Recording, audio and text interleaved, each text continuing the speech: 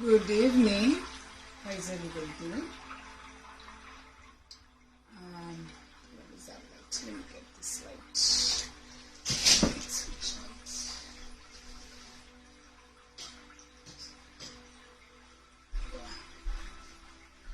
Yeah, we don't need that light. Okay. How you guys doing? I have my kitchen stool. And it's going to 9 o'clock in the US, which is New Jersey. And I was just listening to a podcast as I was finishing up cooking. And I thought I should come here and talk to men for a minute. Okay? So, there's a story that has been trending on social media where this guy traveled from Kenya, and he followed his, I guess, maybe wife or ex-wife, I don't know. And we've all been talking about this story for a couple of days now. And we talk about these things and they come and go. And then we go back to our day-to-day lives. Without much thought, we get over these stories very fast. But as a mother and as a sister, as a wife, as an auntie, my heart bleeds for men. You men are going through a lot. And we shared that video, but as we share that video, for the rest of us who share, we are hoping that somebody can learn something and not to do what this guy did. But again, these things happen all the time. I believe it's 5 years ago. We lost a Kenyan lady here in New Jersey and her husband. And it was devastating. And we came together and we supported the family. And it's devastating, okay, to see these things happening over and over. It's very sad. And I want you to think about this man's family. Apparently, he used to be a banker, top executive in a bank. Brandon, I'm live, but I turned the meat down. Okay. And at one time he was thriving. I'm sure he was thriving. And apparently he lost his job. And we see these stories, but these are actual people going through these things. The lady that we lost a couple of years ago, is this on?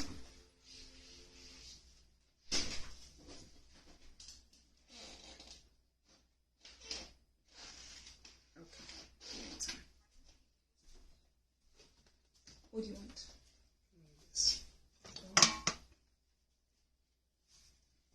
The lady that we lost a few years ago to suicide with the husband was my friend.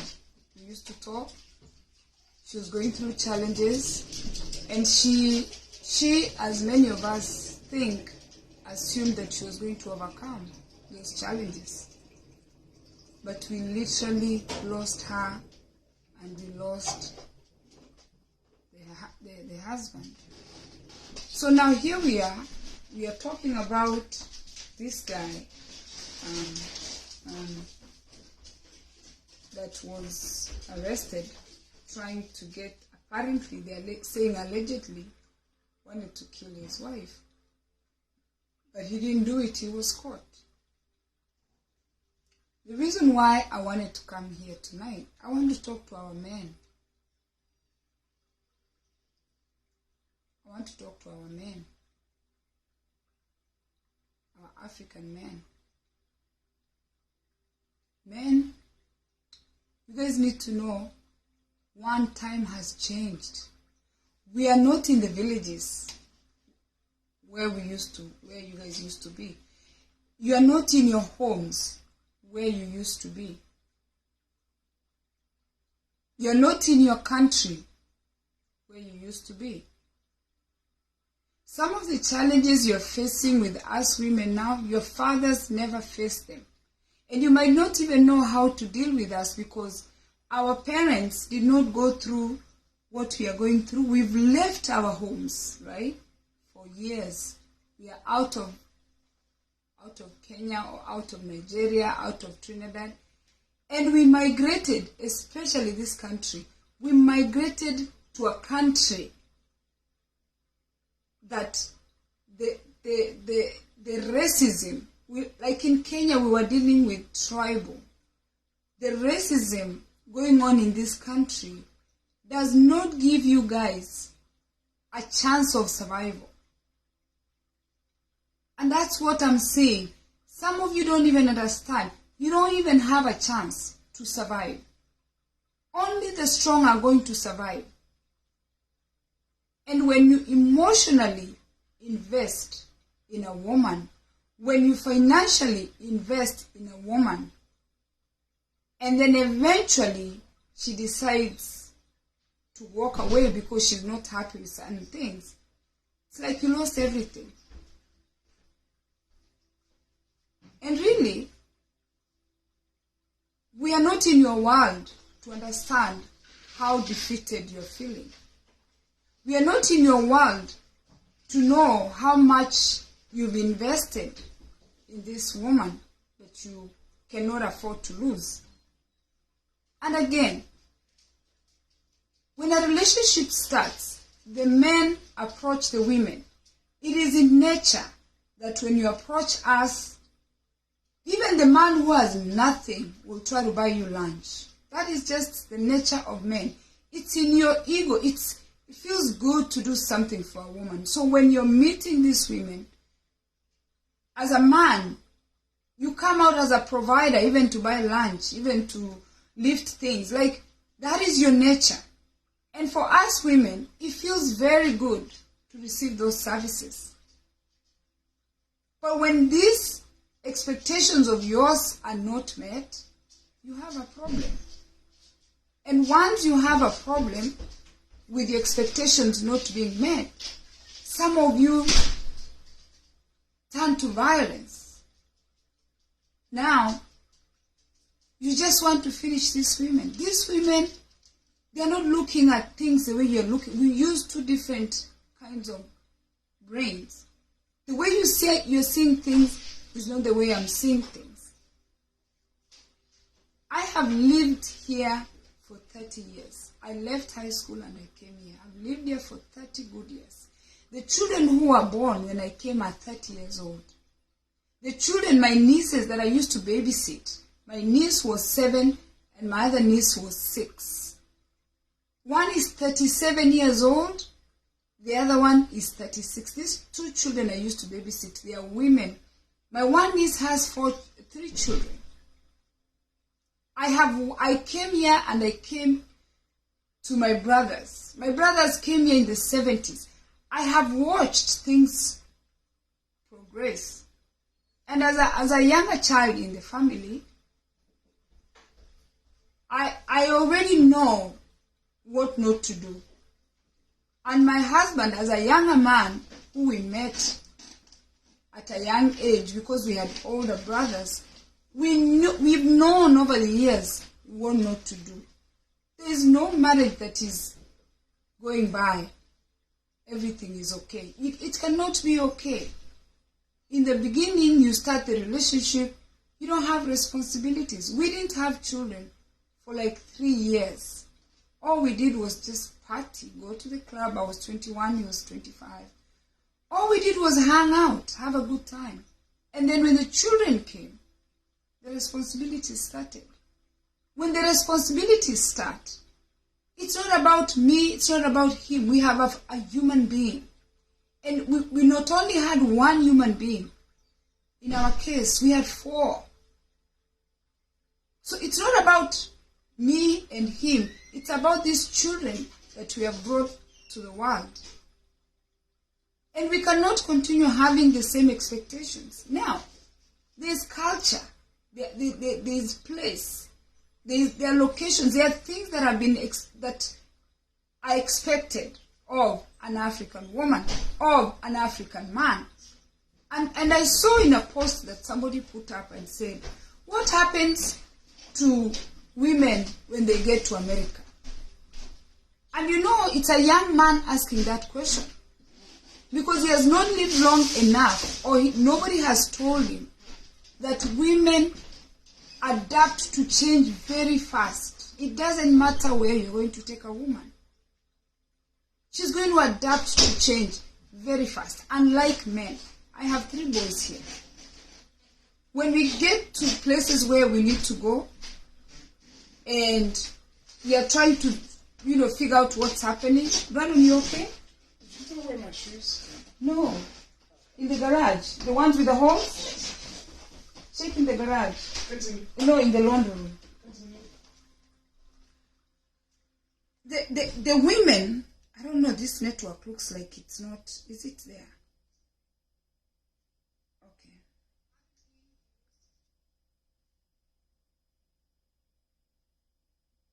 I want this music to relax me because I feel so anxious. The women, I left Nyando Chevere, I went to Mbwinzao.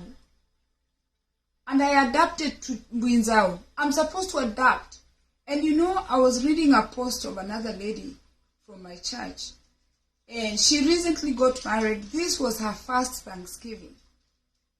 And the network here is bad. I don't know what's wrong here.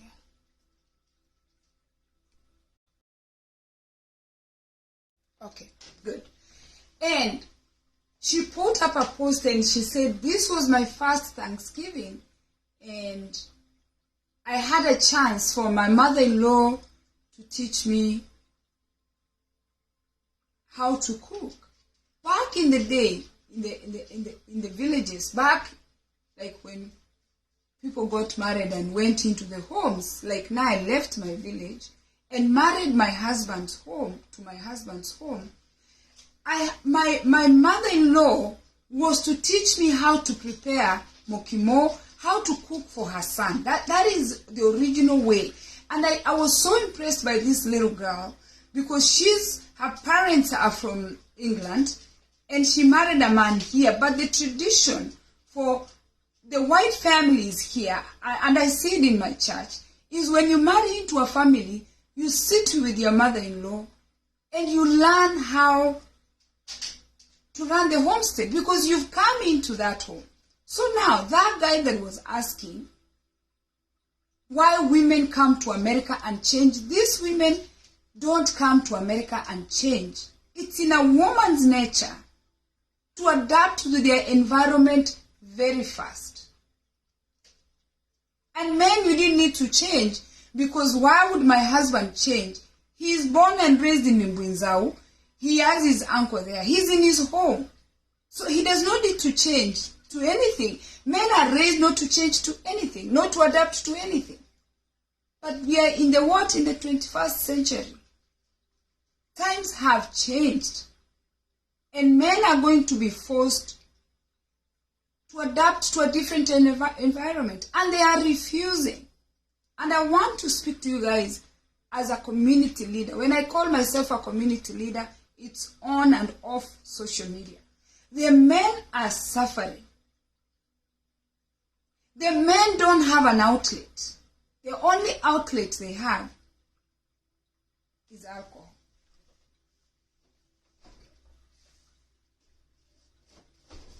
What is that one?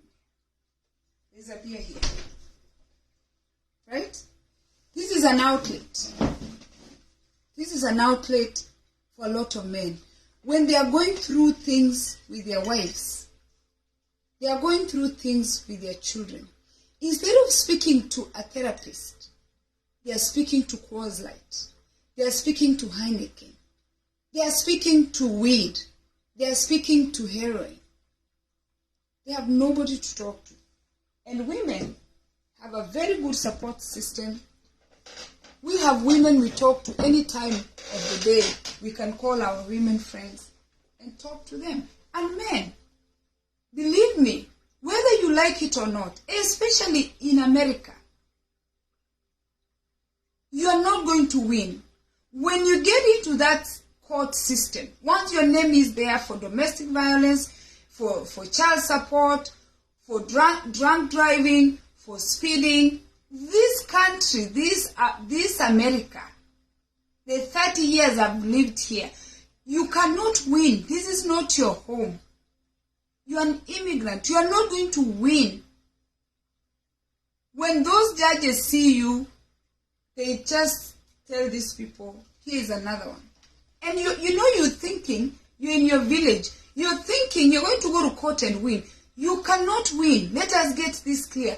You are not going to win in this country. The earlier you come into realization, the earlier you know that you're not going to win, you're going to change your strategy. You're in a war zone. And you're already defeated because the army, the American government, and this is even the problem with the African American community, the government is supporting these African American black people, the Democrats, they are supporting these black people, and they keep telling you that we want to create programs that are going to help you. We want to give you food stamps. We want to give you this, but don't work too hard, because if you make X amount of money, you will not qualify for the benefits. We are going to give you health insurance. We are going to give the government. This government has created programs that put the black person down, and the black person does not have a chance to lift the head like this.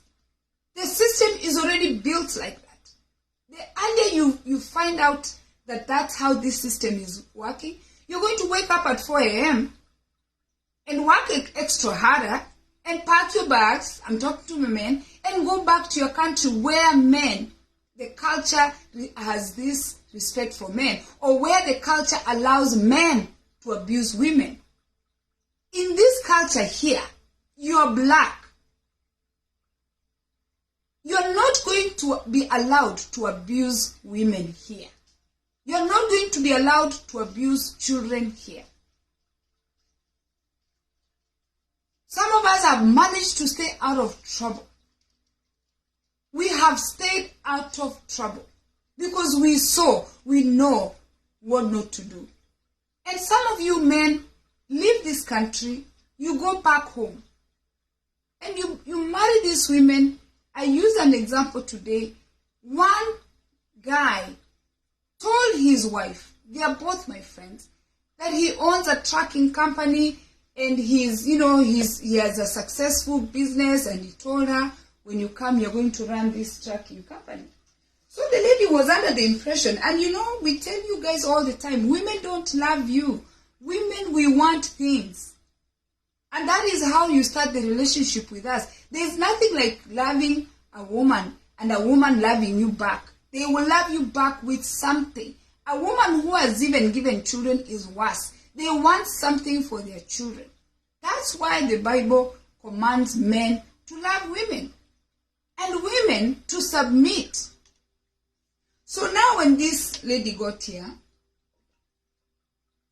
they met on Facebook, and she was a university graduate. When she got here, she did a crash course, and she did her BSN. Before you know it, she had a bachelor's in nursing. Only for her to find out that this man was an employee of a company. And then one weekend he went somewhere with his friends, and he drank and drove home. He was pulled over, he lost his license, CDL, and he lost his job. Okay? So now, once he lost that job, he's home. The wife is a nurse. Now, he's there doing nothing. He doesn't want to go to a warehouse. He doesn't want to go even to a group home. They cannot hire you with DUI. He doesn't have a college degree. He has nothing. He doesn't have a business. He's just home drinking. My son told me to put rice for him. Let me talk as I put the rice. He's just home drinking. When he's just home drinking, the next thing you know, this woman is upset. Okay? Hold on, guys. Hold on.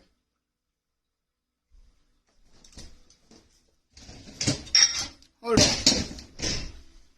The woman is upset. She's saying, there is no way I'm going to live with this guy. All he does is drink and just sleep there. He's not doing anything because now he lost his license, right? Once you get a DUI, you can't drive anywhere, right? You can't take the kids anywhere, right? So now she's stuck with everything. If that was your daughter, is that what you want for your daughter, right? Ask yourself, if that was your child, that boy has married your daughter, and this boy doesn't want to go to work, is that what you want for your daughter to live with this man who has now decided his job is just to drink every day? His job is just to go hang out with friends. His friends are picking him. And you're working 2 jobs and you have small children. Even when he's home, he cannot cook, he can't clean. Ask yourself, if that was your daughter, is that how you want your daughter to live? And women, we are not willing to settle for that. We cannot. Right? So now this man starts saying, oh, I brought her to America. Yes, you brought her to America. Thank you. But now, how long are you going to live like this? You brought this woman. Now you want her to do everything for you. Right? Now you want her to pay bills. Your job is to take the little money that she makes and you do what? You drink the money. For how long? How long are we planning to do that? Right? Then now, you start involving your family members. You start telling them that, oh, I brought Mary.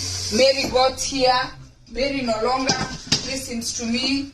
Mary, because she became a nurse, and then your family members join in that mess. The next thing you know, they are bad-mouthing your wife to everybody. Anybody who can listen, right?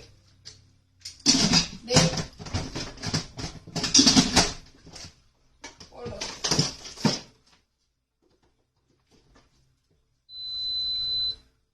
I'm not your standard presenter. I'm not CNN. I have things to do. So, white rice. Okay. Sorry. Okay. I put that rice there. So now, you people want this woman to continue, right, living with these problems, and this guy is not even doing anything to help. He's being told, help with the children.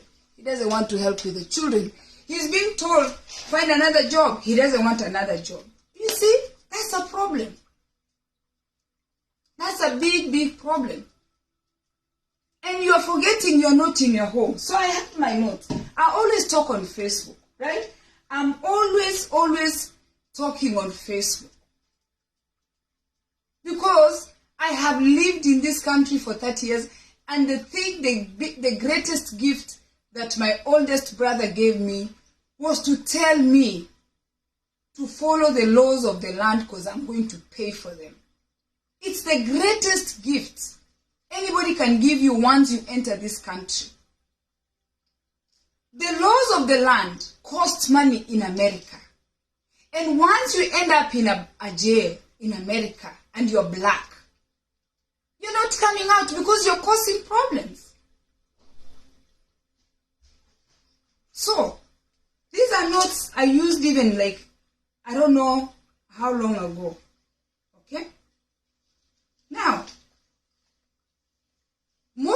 watch me, and you're watching me today, let's talk about gardening. And I've used gardening, okay, in many occasions to tell people that a marriage or a relationship, right, is like a garden. Let me move closer. Is like a garden, right? And when you have a garden, you don't just harvest from that garden. It's a process. So the first thing you have to do is to prepare the ground. You want something out of your relationship. So be prepared. Are you prepared to be married? What is marriage? Are you prepared to have children? What is it having children? Are you prepared to move from your home village, Nyandochevere, to come and live in another country? Preparation. Were you prepared to be married? If you're prepared, do you know what it entails? Okay? Once you've prepared the ground, what do? You tilt it. You don't just want to keep a woman, you're doing all these things, and then now you want to harvest. You tilt it, Ryan. I put the rice. Still going? Yeah. No, turn the meat off. I just put the rice. The rice is finished? No, it's just started. Give it like 10 minutes. Okay? You plant. You put the seeds. Once you put the seeds, you have to keep watering them. You cannot just have a relationship and you're not interested in investing in the relationship to know what does this woman want? What do the children want? Where are we? How much money do we have? How can we invest here? What do we need to do? And most of you have one leg here, another leg in Kenya. So you have to plant. And then you have to water. Every few months you have to come and water your plant. We are plants. Women are plants. Go to the mall, buy your wife a jacket, bring it home. We are like plants. Go to the mall, to Victoria's Secret, or go to Walmart where you can afford, your wife understands. Bring your wife a nice lingerie, nice underwear. That is watering your wife. Do something, little things, right? I'm not even trying to mislead you guys. I'm telling you the little things, because this is how women are thinking. Okay? Protect your wife from your fence her. Create a fence. People will come and tell you, oh, like now I come on Facebook, people will come and tell my husband, oh, your wife this, oh, Penny this, oh, Penny that. Put a fence. Because it's not you who destroys the relationship. It's not your wife who destroys the relationship. It's the intruders. It's people from outside. A marriage is not destroyed by the people who wanted the marriage. It's the outsiders. So fence. If you have chosen marriage, fence your relationship. Put a fence. Sit with your wife, sit with your husband, and talk, the two of you. The moment you bring an intruder, or the moment you have left the gate open, people are going to come eat everything, eat your crops. So, fence. Every now and then, when you see the weeds coming, you see as beautiful as I am. When you have a beautiful wife, when you have beautiful ground, what happens? The weeds start growing.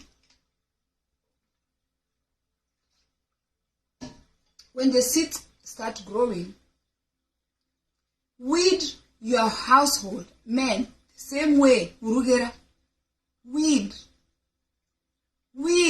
Remove the weeds. If you're seeing things that are causing problems, remove them. Don't just sit there and let the weeds take over your house. Don't just sit there and let outsiders take over your house. You've already put the fence. Now the weeds are growing in good soil. Weeds grow in good soil. Weed. Prune. If something is overgrowing, for it to be healthy, remove some of the things that you're doing. Prune your behavior. Prune the alcohol. Prune yourself so you can grow into a healthy husband. Prune, right? Find people who can give you the support that you need in this country. If you're in Mombasa, if you're in Abuja, if you're in Yaoundé, if you're in India, find your fellow gardeners. People who are also focusing in gardening. Find those people. Because you can compare. We have groups for gardening. We have groups for selling clothes. We have groups for hiking. We have groups for traveling. Find like-minded. Take your wife and visit people that understand what marriage is all about. Take your husband, go to find communities that can help you understand what marriage is, especially an older couple that has been around. What are you gifted at? Do you have a gift? In fact, I find it so attractive that my husband can dance. He is high-tech. He is handsome. He is loving. Every day. Find good qualities in your wife. Find good qualities in your husband. Even when you don't see anything. Sometimes there's nothing. After you've lived with someone, there are some behaviors they start. You lose everything. All the attraction you used to have is gone. But guess what? They are telling you, discover that passion, whatever brought you together. Don't let that expire, because if it expires, you're losing it. Because you know what? You have something you have planted. You have a seed. It's the children. We have these children. What's going to happen to these children? Once me and the father are spending all our money in court, what's going to happen to these children?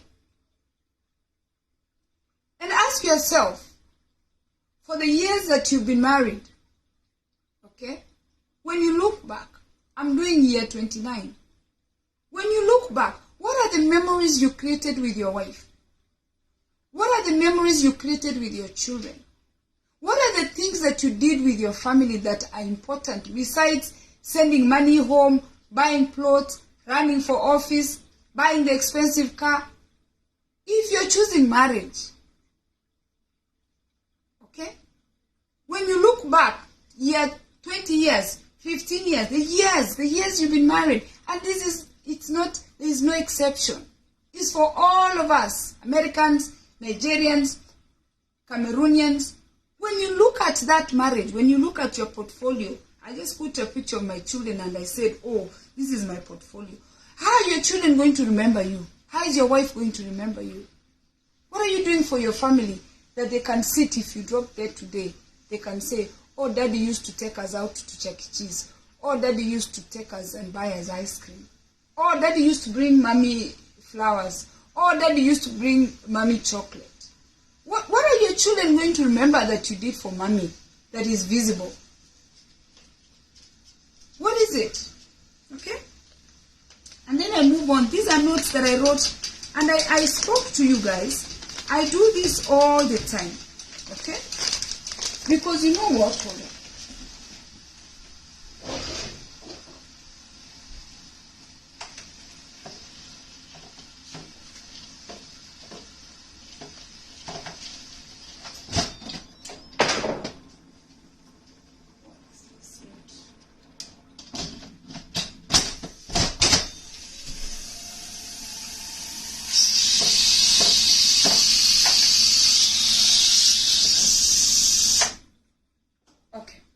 Yeah?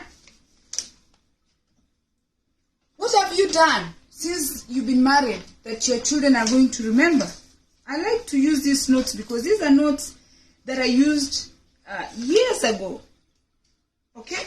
Now, once you've done all those things and nothing is working, you've tried. You are not compatible, period. Things are not working for you. By the way, if you guys like this overall, it's in Costco. It's very nice and warm, and it's very soft. Yeah, my husband loves the feeling. Okay, you've worked hard. You've done all those things, the gardening things. It's not working. Now, you need to go into the mode of coming into terms that it's not working. Okay, they tell you, and I've written the things here. You're going to get angry. Allow yourself to get angry. Be angry. Be upset that this did not work. Okay? You're going to be in denial. Just, oh my God, this happened to me. You're just Be in that moment. Be like, oh Lord, this thing did not work for me. Man, these are the stages. You have to be like, oh babe, she actually left me. Oh babe, she's actually gone. You have to go through that thing. Depression comes. That's when you guys pick that bottle. Depression is going to come because this woman, imagine as beautiful as I am. If at 50, and you guys know, I love myself. If at 50 now, I'm feeling so beautiful. Wow. Yes. Is there a passage for the YMCA? No. You know I'm on live. Oh. Okay? If you looked at this woman as beautiful as she was, okay, you're going to feel bad. You're actually losing that woman you saw, and you know, because you guys are physical, you saw and you're like, she's everything. All of a sudden, I'm no longer there, I'm leaving. Then there's a stage of bargaining. These are the stages of grief. Now it's not working, you're not compatible. You guys are not getting along. You've tried to water, you've tried to weed, you've tried to prune, okay? Then you need to come and accept. Accept that Penina is gone. Accept that Jane is gone. Accept, let Penina go, let Jane go, let Kemuto go, let Mweni go, let Mwende go. Just let them go because you have a life to live. And then keep your hope alive. You're going to be sad. Loss is standard operation. You lose a job, you lose a child, you lose your marriage, you lose whatever. Even you lose a wallet, loss is loss. Okay? So you're going to feel sad. Allow yourself to feel sad. Okay? You're going to be shocked. You're going to be like, my wife actually left me after everything. Just go through the shock. You're going to feel pain. And this is across for everybody. You are going to feel pain. Even women who are left are going to feel pain. You are going to feel pain. Don't think that you're exception. Okay? You're going to go through stress. And stress will make you to do the most stupid things. And that's where mental health comes in. You will lose your mind because now you can't believe Penina is no longer with you. Penina is gone. It's over. That beautiful girl that you saw at 21 is gone. And by the way, women, we are thinking we are okay. We still feel beautiful. We are not saying, oh, now we are ugly. No. We are moving on and we are moving on. And it's over. And once a woman is done, she's done. There's nothing you're going to tell her. She will stay with you, but she's emotionally disconnected from you. Done is done. Okay? You're going to feel betrayed. And you're going to feel desperate. But now, I read these notes before. I used to do them every now and then. Okay? And I did these notes for you men. Maybe most of you don't even watch me. Once all these things have happened, instead of you going to go rot in a jail in America, instead of you going to go be raped in a jail in America, because in the jail they do you anal sex. Somebody is going to have sex with you in jail. Out here you're having sex with your wife. Once you go to jail and they find out that you're abusing women, especially in America, most black men who are in jail, some of them is not domestic violence. No, they were selling maybe drugs so they can put food on the table and they got caught. Once those men, you come into that jail, ineke usi they will say, otibongwa. Wako gotibongwa. Ogotibongwa mpako kumi. This such a word korusi. Omo such a ko tengonchoka. Okobete yentonga pa. Echere, nande bale masculine, they work out. Sorry for switching. They will rape you. When you get there, they are not going to give you a break. So good people, our men, once the relationship has failed, instead of you being arrested, paying the government, then you go to jail so you can be Gotibongwa. Gotibongwa is being raped. Those men have lifted weight, and once they're going to penetrate you, they're going to do anal sex straight. It's a no-brainer. It's not a lie. You are from Nyandochebe, they will go straight to your anal sex. They don't give you a break. And some of you don't know. Why do you want to find out in jail? I'm telling you, I was told by my brother, if you go there, you're going to be mistreated. Because why are you there? You are there because you are beating a woman. You are there because you are trying to harm a woman. You will be raped straight. And they never give you a chance to penetrate them. Apparently, it's one-sided. And you nice, handsome men from Kenya, you nice, handsome men from Nigeria, you nice, handsome men from Africa, men, our men, you want to go in that jail because of this one woman who sooner or later is going to be minding her business with her children. And by the way, most of us women, once we have children, those sexual desires are not there. We worry so much. Even the libido is gone. The only way we get a libido for some of us is for my husband to book a nice hotel in Atlantic City, ask me to go buy nice clothes, like tell me, sweetie, I have something for you, and we're going to go to Atlantic City, get Thursday, Friday off, and we are coming back Sunday, okay? And then he is going to drive me to Atlantic City. Now, I say goodbye to the neighborhood, I tell the children I won't be around, I go to Guess, I like Guess, and New York and Company or Gap, I get my clothes for Fridays, Saturdays. I get new, nicer, sexy clothes. When we get to Atlantic City, he pulls in to the hotel, and then he goes in and checks in, make sure the room is paid for and everything. Me, I'm sitting in the car. Remember, I'm in the car. I'm not going to go there at my age, even at any age, to stand in the lobby. No, I'm with a man. So while my husband is doing all that, my libido is going up. It's building. This is how women are. It's building. I'm saying I really hit a jackpot. I love this man. And once he books the room, he will come outside because we are going for a short weekend. Carry my bag and his bag. That is not slavery. That's all it takes for a woman's libido to be boosted. We want money.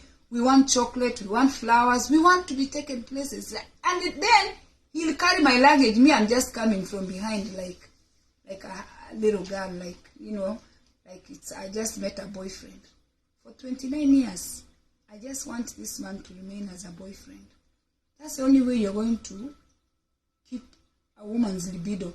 Otherwise, if you're expecting a woman to run from work, come, you see now I came late because the child had come on, make rice, clean the house, do slave, and have a libido. There is no woman, average woman, who's going to have a libido when you've never taken them out of the house. So even us now, we go check into the hotel. Some of you, you're checking those hotels with girlfriends. Check in with your wife. Find someone to watch the kids. Friday, Saturday, Sunday, go. That's the only way. This country, I don't know about Kenya, this country. So once everything has fallen apart, my brothers, I'm going to read you, I think I should just read you a few quotes. And this is the quotes I will leave with you guys because I didn't have too much time. Okay? You are special. Because I left you, because a woman left you, does not mean you are not special. You are very special. Remember that. To your mother, to your sister, to your friends, the fact that Penina from Nyandochevere left Abu from Bwinza or from Buruburu does not change how special he is. You are very special. Remember that. To somebody, this particular woman has gone, but you are special to another woman. And that woman could be your auntie, could be your children, your daughters. Somebody finds you special. Men, one man's trash is another man's treasure. You are special. Remind yourself you are outstanding. If you are not outstanding, this woman could have not agreed to marry you. You are outstanding. Regardless of how this woman is making you think that you are not outstanding, remember that you are outstanding. Okay? Remember you are excellent. Why are you excellent? If you are not excellent, you could have not been able to convince this woman to come and impregnate her and have children with her. You are excellent. She might want to make you believe that you are not excellent, but you are excellent. And that's what I said. Ladies, when you're married, ladies, as much as your husband is annoying you, the only way you're going to stay married is remember this man the day he met you. He was excellent. He is still excellent, but he's not excellent for you. Men, remind yourself that you are excellent.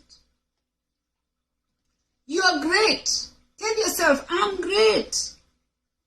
Tell yourself, I'm remarkable. This woman has left me. I am remarkable. Tell yourself, I can do it. Americans say, I got it. You got it.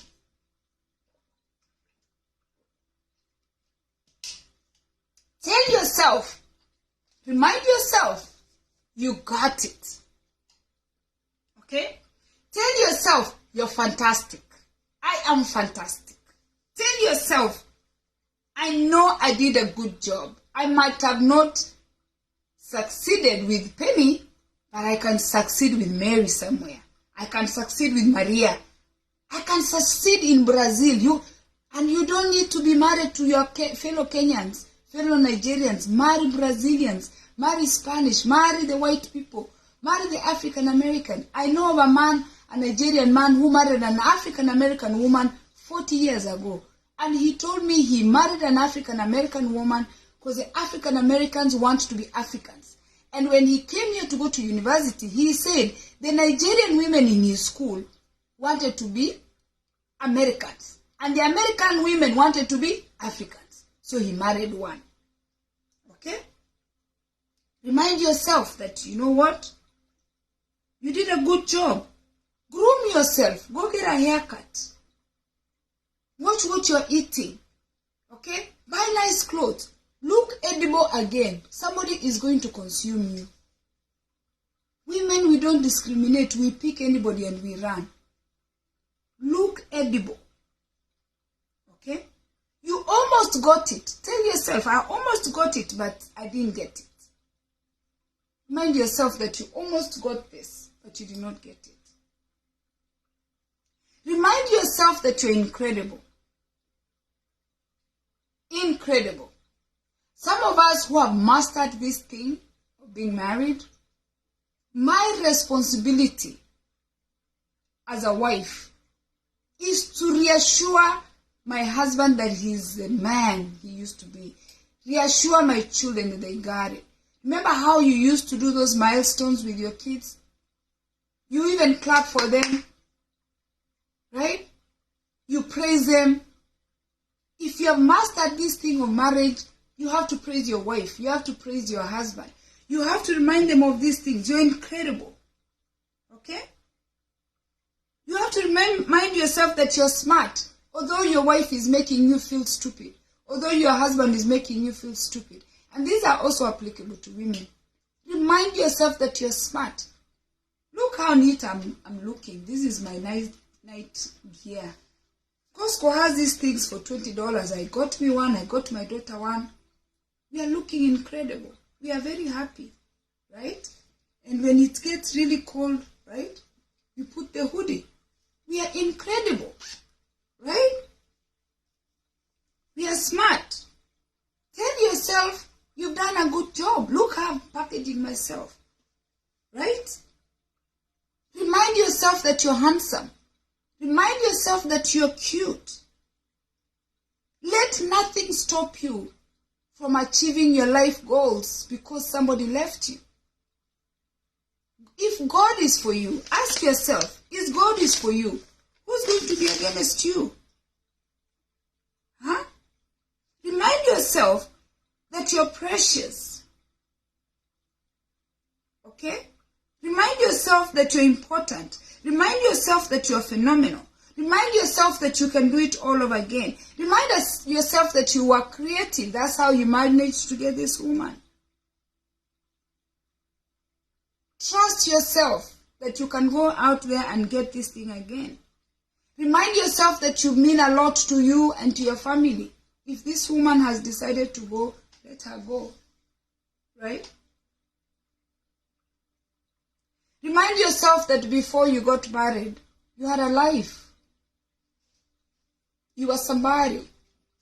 Before you meet this somebody, you were somebody. And sometimes you can marry the wrong person. Okay? You are treasure. You're not just a nobody. You are treasure. Those are just a few notes. And I've been talking about meditation, right? I've been listening to tips about meditation. And I finally decided to start today, right? And you find a mat, right?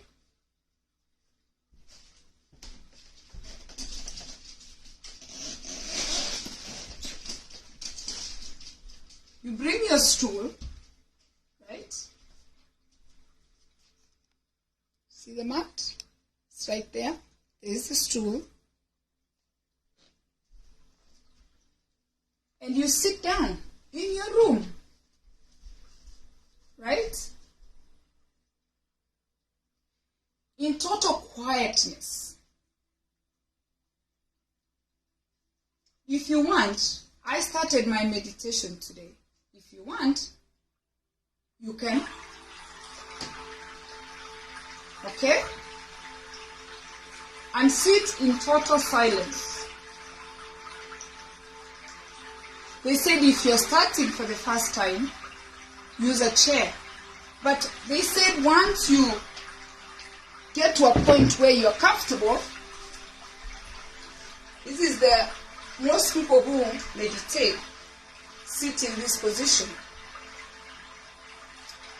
Right? And sit in total quietness. Okay? And I did 15 minutes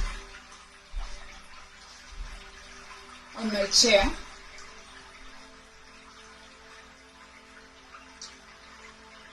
And I've been reading about this. I've been hearing about it. And when I did it today, I reflected on my dad. My dad came into my mind. And when my dad came into my mind, I shed tears because he's gone. And I shed tears. I did share my story that my dad chose to be a polygamist. And like that. And they didn't tell us. We just found ourselves. So I sat and I'm thinking, I just found myself in a family that we were sharing a father. And my sister, my stepsister or my half-sister, was asking me who my father was, because when they moved us, they thought my sisters from my stepmom thought that maybe it's kids that were brought to be helped, but that was my father. So that's what happened today. That's what was going through my mind. I said, oh my God. And then in that culture, they didn't owe us an explanation. My dad didn't need to explain why he had this many wives. They expected us to know. And I later found out that my mom and the other women were sharing a man. And I tried to think about that. And what I did, I relieved the pain for a few minutes. And I asked myself, why did you do that? It's a burden I carried from my mom. It's a burden I carried from these women. But guess what? These women chose to share man. And then we found, as the children, found ourselves in that situation. And then I asked myself,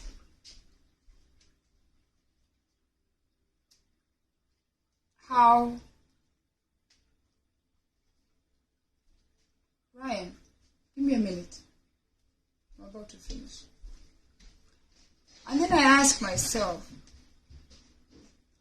that was culture. That was normal. And yet, for a 9-year-old, that was the most painful thing. It hurt deep. So this was happening today. And I felt so much pain because I was relieving the pain, the thought, and it hurt. But then I quickly got out of that thought, and I remembered that I forgave my father, right? I let it go. I let it go, and I was able to immerse myself in the church, and I forgave my father. That was the most painful thing that I went through, and I let it go. And as I was thinking, because I was able to forgive my father,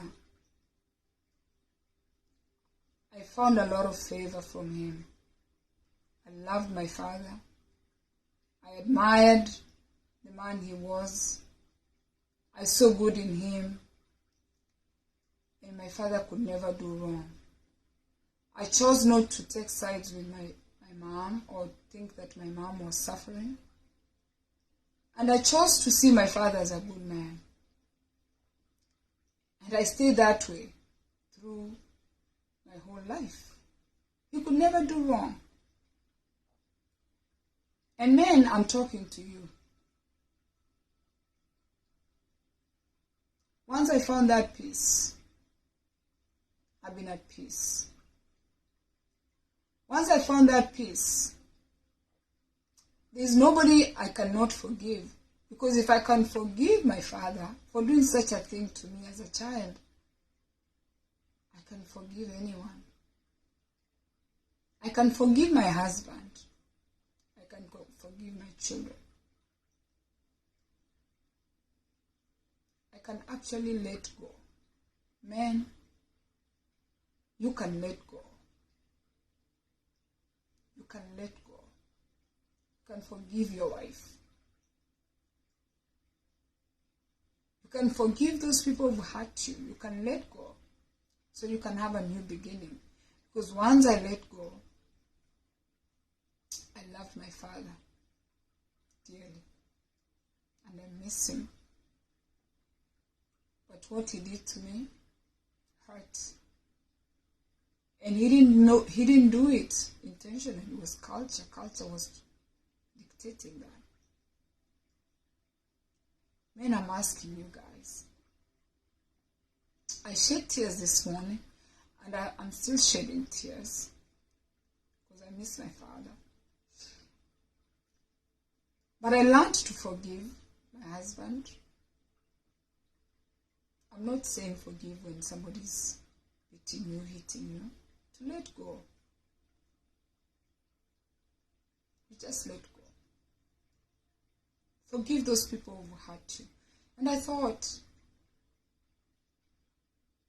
do I have anyone I've not forgiven? No. If I can forgive my father for putting me in that situation where I could not experience my parents together as a husband and wife, for them to model to me what a husband and wife looked like, I can forgive my mom for being a third wife. I can forgive anybody. Because those are my parents. So let go. Let go. And keep it moving. And I did that for 15 minutes. Right? Let go. Forgive her. Ladies, forgive him. He's a father to your children. Let go. I'm not saying let go and stay together. I'm not saying let go, continue being abused. But let go. All the people who have hurt you, let go. Forgive them. The anger, forgive them. The depression, forgive them. Because you're harboring all this pain. And the first pain that we experience, whether you like it or not, is from our parents. The baggage that we carry into our relationships is from our parents. The bitterness that we carry out here is sometimes from their siblings. It's people, your loved ones. Let go. I stopped what I was doing to talk to you guys. Men, let go. Don't fight. The system is not on your side. Let go. That woman left you. Let go. Okay? I normally don't cry. Right? I'm usually, my crying days are ended when I was young. I normally don't have tears. But the more I'm seeing people suffering, the more I'm getting phone calls from men who are so desperate, the more emotional I have become. Because I also have adult children. I can't imagine these things happening to my son. I can't imagine my sons going to jail because they hit a woman. I can't imagine my sons going to jail, in American jail, because they hit someone, they were drinking and driving, they killed somebody. I can't. It's a hard thought. But again, the mothers of these boys are grieving. Some of them, their mothers are dead, but maybe they have aunties, they have cousins. There are people who are crying for these our men. There is no man that is by themselves. They have somebody who's crying over them. I cry for my brothers. I cry for my sons. I'll cry for my husband if he had to do something, then he ends up in jail. He's a father to our children. Thank you for watching. Share this video, men. That was for you. Let go. God bless you.